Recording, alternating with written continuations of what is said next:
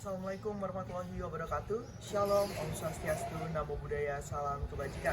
Perkenalkan, saya Joseph L. Franklin sebagai perwakilan dari kelompok 4 dalam mata kuliah Etika Pemerintahan. Pada kesempatan kali ini, kami akan memberikan solusi dan juga penanganan atas kasus korupsi seorang Menteri Komunikasi dan Informatika, Johnny G. Plate, didakwa korupsi proyek pembangunan Base Transceiver Station dan juga membuat negara rugi sebanyak 8 triliun. Sebelum masuki ke dalam penanganan dan juga solusi, izinkan saya memberikan suatu edukasi tentang apa yang dimaksud tindak korupsi. Tindak korupsi adalah perilaku ilegal yang dimana seseorang memiliki kewenangan atau jabatan di dalam pemerintahan, yang dimana keuntungan ini menghasilkan uang ataupun barang kepada pribadinya masing-masing, yang dimana ini melanggar etika pemerintahan yang seharusnya seorang pejabat negara memiliki etika agar menciptakan tatanan pemerintahan yang baik dan benar. Saya Aldian Fadilah dari kelompok 4. Solusi dari kelompok kami yang pertama itu adalah penuntutan dan penyelidikan harus dilakukan di Indonesia supaya dugaan kasus korupsi di Indonesia semakin minim, dan juga bukti-bukti dan saksi harus dilibatkan ke dalam persidangan, dan juga sistem dari peradilan itu harus menjadi pokok utama dalam memberantas korupsi di Indonesia. Transparansi dan akuntabilitas dari pemerintah juga harus mengawasi terkait dana publik yang dialirkan kepada masyarakat, terutama yaitu dana publik yang sering terjadi di korupsi di Indonesia. Perkenalkan, nama saya Lutfi Zaidan Ramadan. Di sini saya akan memaparkan beberapa solusi untuk mengurangi korupsi. Yang pertama itu kita bisa mengedukasi masyarakat tentang dampak negatif korupsi dan menggalakkan kesadaran akan etika dan integritas dalam pelayanan publik. Caranya itu dengan menjalankan kampanye pendidikan publik yang fokus pada penyuluhan mengenai dampak negatif dari korupsi. Kita bisa menggunakan berbagai media seperti poster, brosur, seminar, dan acara pendidikan untuk mencapai beberapa lapisan masyarakat. Yang kedua itu kita bisa menyediakan pelatihan kepada komunitas lokal tentang pentingnya melawan korupsi. Hal ini dapat meliputi pengajaran keterampilan dalam mengidentifikasi tindakan korupsi dan melaporkannya. Dan yang ketiga, kita bisa menggunakan media massa untuk menyebarkan informasi tentang dampak negatif korupsi. Cerita dan liputan yang mengungkapkan kasus korupsi dan konsekuensinya dapat membantu meningkatkan kesadaran masyarakat. Selanjutnya, kita bisa membuat perlindungan kepada pelapor. Membuat mekanisme perlindungan bagi pelapor korupsi sangatlah penting.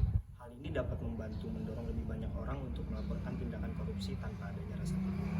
Cara-cara yang bisa kita gunakan yaitu dengan menyediakan undang-undang yang kuat dan efektif yang melindungi pelapor korupsi. Undang-undang ini harus melindungi pelapor dari pemecatan, ancaman, intimidasi, dan tindakan balas dendam. Yang kedua itu kita harus memastikan bahwa ada prosedur pengaduan yang aman dan terjamin di tempat kerja atau dalam entitas pemerintah. Hal ini dapat mencakup jalur pengaduan yang rahasia dan anonim. Yang ketiga, kita bisa melakukan perlindungan identitas dengan menyelidiki dan melindungi identitas pelapor. Informasi pribadi pelapor harus dijaga kerahasiaannya.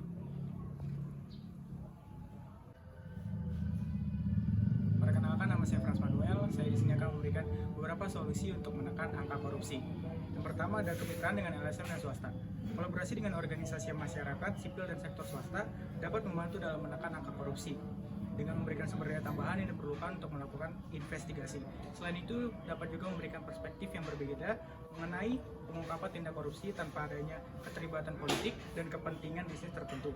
Selanjutnya, LSM dan sektor swasta juga dapat menyelenggarakan pelatihan tentang etika dan cara pencegahan korupsi.